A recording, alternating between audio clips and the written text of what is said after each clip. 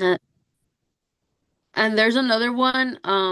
They also found a fragment of, I didn't put this, but of the Book of John, and it's written in like the oldest paper. It's red papyrus, and it's just a fragment of it, but I think it's older than even the Dead Sea Scrolls. Another finding was the Second Temple. So the Second Temple built in Jerusalem after the Babylonian exile, and it was destroyed by the Romans in 70 CE, left behind a lot of archaeological evidence. The main one is obviously the Western Wall, which is still there today. It's a major site where Jewish people go to pray and they go to lament that their temple that was there is no longer there. So it's a whole wall that's there from that time. There's also inscriptions found near the Temple Mount forbidding non-Jews from entering the sanctuary, confirming historical accounts that this temple was only for Jews. There's also a stone marking the location where priests would announce the Sabbath and festivals has been discovered. And then one of the biggest sources of evidence is the Babylonian deportation. We know about Daniel and how his whole story, like he grew up during the Babylonian deportation. He was in the king's house. Lamentations is all about lamenting the fall of the Israel empire, of the Jewish empire. Mm. And the fact that the Babylonians took over. So, sorry, Judeans, yeah.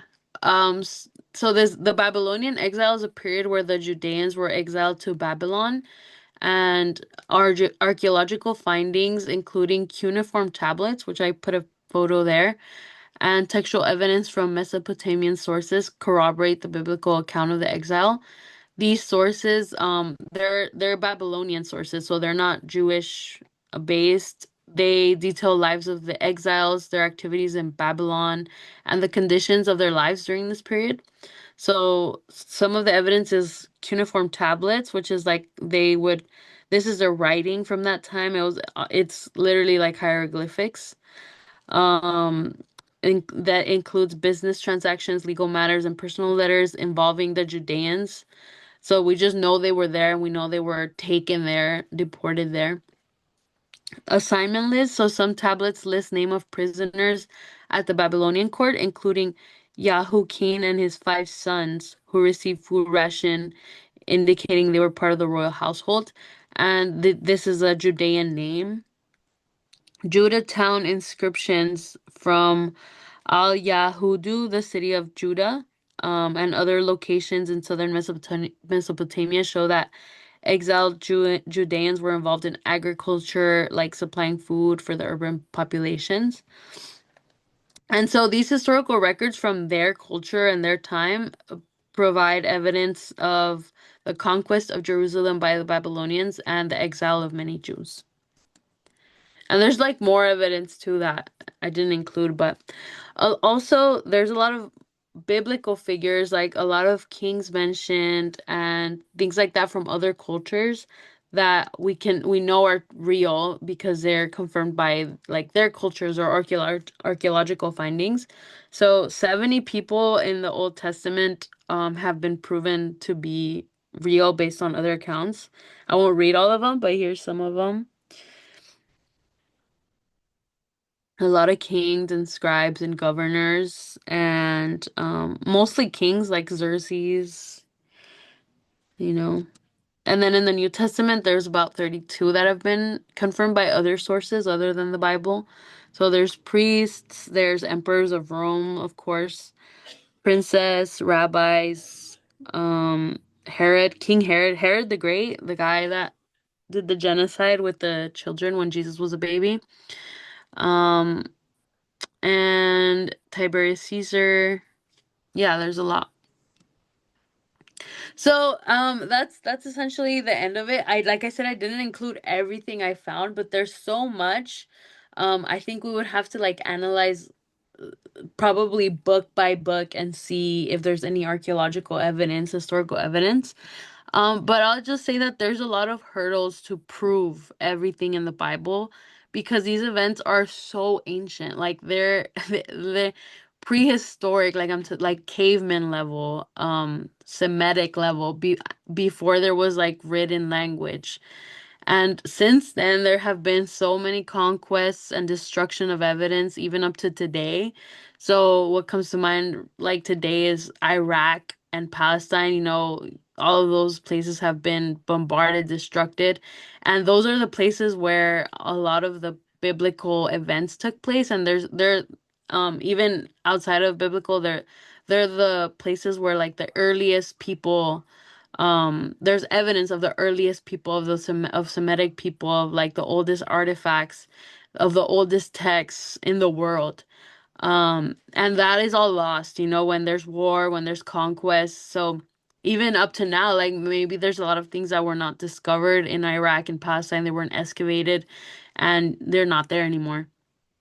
So I'll also say that a lot of scholars can assert certain things are true or untrue, but then they're later disproven by newer findings. So even claims from scholars are not 100% true. Because when you Google things, like there's a lot of people that, oh, well, it's obvious that that's a lie. It's obvious that that's fake. It's obvious that the flood never happened, whatever.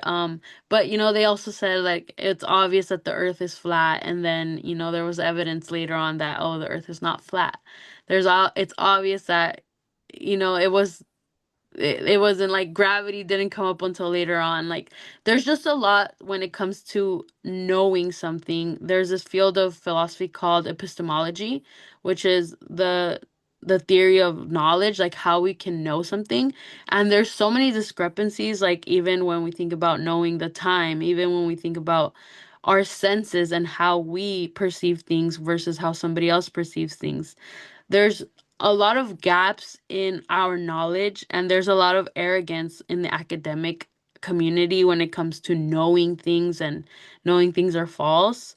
Um, so I just say all this because, like I said, there's a lot of like arrogance and just ego from people like, oh well, obviously all oh, you believe that Christian stuff, like that's so fake, that's so obvious, like that's for dumb people or whatever. Those are claims that come up, but even within their own like scientific theories, even within their own um just understandings of the world, there's so many gaps that are not filled. There's so much that isn't solved, and there's so much that humans really just don't know, and they just don't have evidence for, but yet they still believe. And we're the same way. Like we have some evidence of archaeological findings, of historical accounts, but there's a lot that we don't know, like for sure. We can't see it with our eyes, and we can't say that we are 1000% certain in a physical sense, but those gaps are filled by our faith. And so, yeah, I just included this verse, 2 Corinthians 5:7, for we walk by faith, not by sight. And I think when we talk about all this, that's the most important thing to remember. It's don't let us get consumed in like, well, don't let doubt ever overtake you, because there's doubt in literally every scientific theory you can think of, in every understanding of the world that you can think of. The smartest person in the world, there's a lot of doubt in what they know, and then they find things later on that are like, okay, never mind, I was wrong. Actually, the world is this way. Actually, space is this way. Actually, physics is this way. Like it's constantly changing. So yeah, I had a lot of fun looking into these little archaeological findings, and yeah, I hope you guys did too. And that's the end of my study. God bless you guys.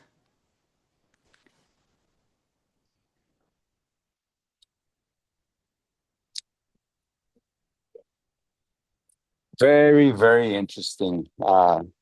Thank you so much, Sister Andrea.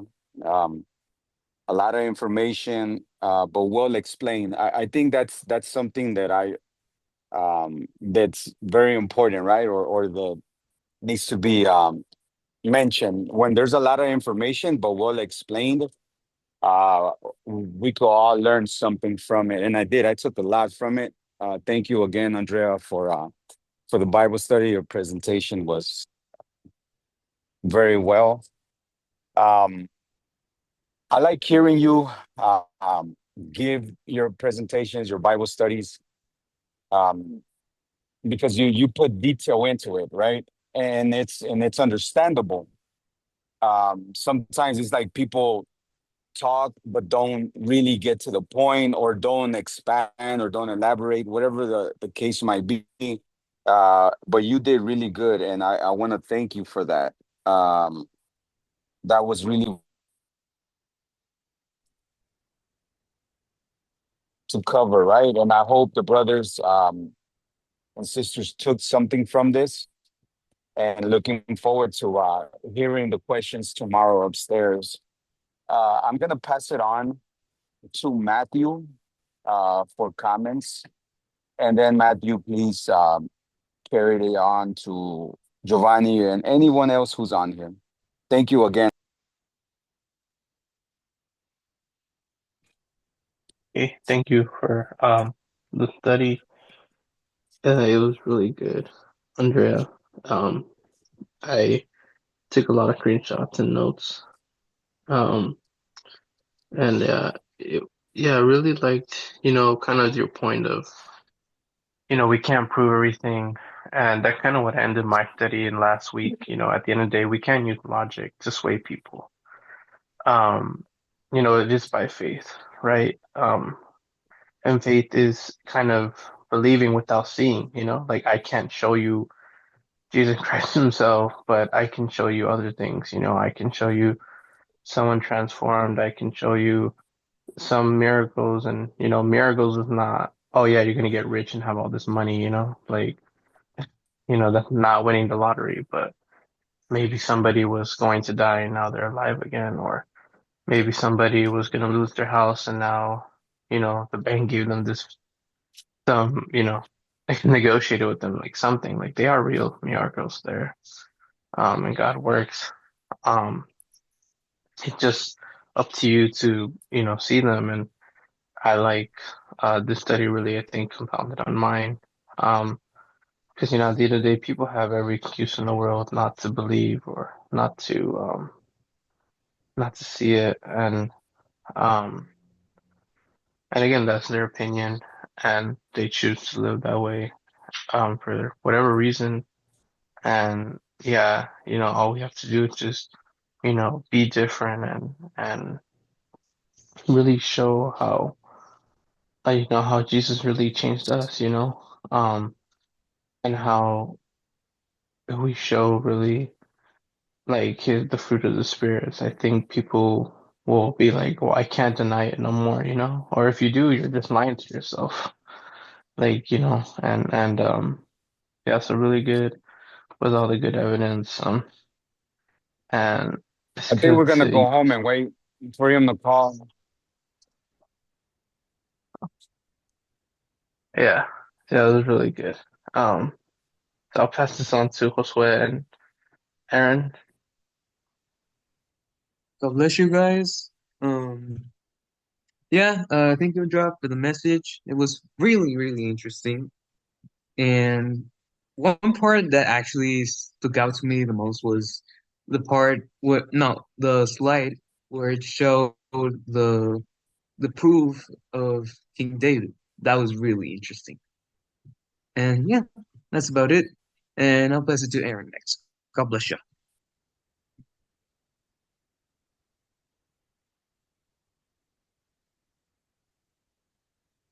Mm, mm,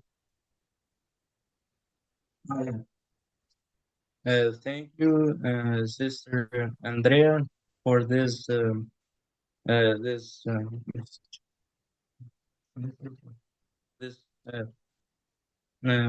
yeah, this study, this presentation.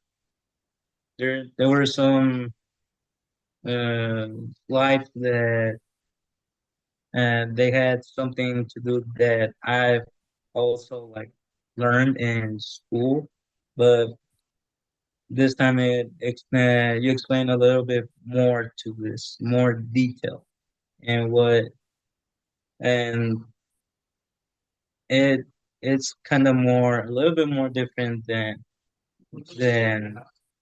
and and the one that I learned, like for example, the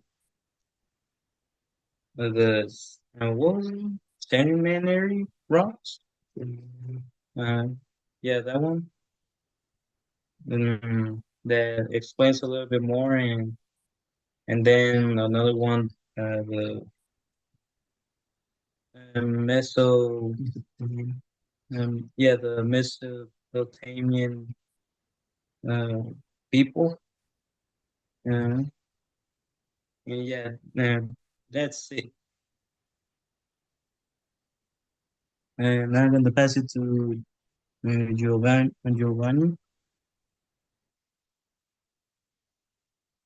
I think this study was pretty interesting. I've seen, I mean, in the past, a lot of like people trying to prove things from the Bible. Like, for example, the flood. I've seen a lot of like information of people saying the flood did happen and then trying to prove their point with evidence. But to be honest, I feel like it's going to be it's, it's kind of pointless to debate people or like in a way try to prove the Bible with science. Because, like, I mean, it's like a never ending debate. People are always going to try to prove you wrong. So, like Andrea said, like, I think walking by faith and not by sight is like the better thing to do. And yeah, I think it's overall just really interesting study.